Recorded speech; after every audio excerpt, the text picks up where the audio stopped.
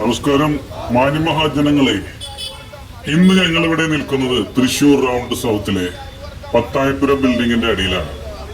ഇവിടെ പ്രവർത്തിക്കുന്ന RBI ലൈസൻസും ROC രജിസ്ട്രേഷനുള്ള ഒരു NBFC കമ്പനി പൂരം ഫിൻസർ നൂറുകണക്കിന് നിക്ഷേപകരെ, അതിൽ ഭൂരിഭാഗവും മുതിർന്ന പൗരന്മാരെ വഞ്ചിച്ചതിനാലാണ്.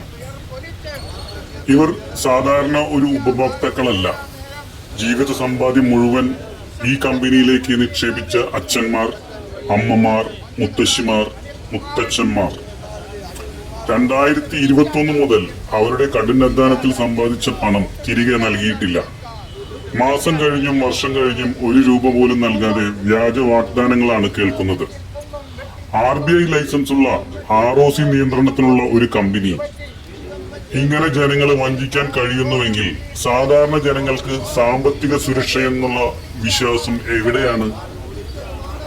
ഓരോ നിക്ഷേപകനും പലിശയോടെ മുഴുവൻ തുകയും തിരികെ ലഭിക്കാനുള്ള നടപടികൾ RBI, കോർപ്പറേറ്റ് മന്ത്രാലയം, സംസ്ഥാന സർക്കാർ എന്നിവർ ഉടൻ സ്വീകരിക്കണമെന്ന് ഞങ്ങൾ ആവശ്യപ്പെടുന്നു.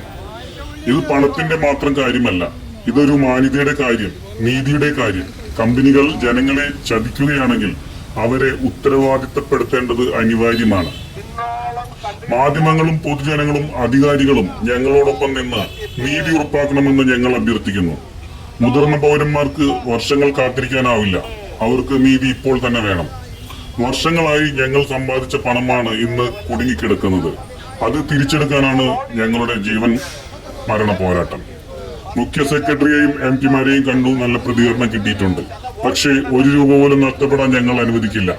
ഓരോ അംഗത്തിന്റെയും കണ്ണീരാണ് ഈ സമരം. സർക്കാർ ഉടൻ ഇടപെടണം ഇന്നു തന്നെ, ഇപ്പോൾ തന്നെ. ഇല്ലെങ്കിൽ ഞങ്ങളുടെ പോരാട്ടം കൂടുതൽ ശക്തമാകും. ഞങ്ങൾ പൂരം ഫിൻസർ അസോസിയേഷൻ അംഗങ്ങളാണ്. വർഷങ്ങളുടെ കഠിനാധ്വാനത്തിൽ സമ്പാദിച്ച നിക്ഷേപ തുക തിരികെ ലഭിക്കാനായി ഞങ്ങൾ നടത്തുന്ന സമരമാണിത്.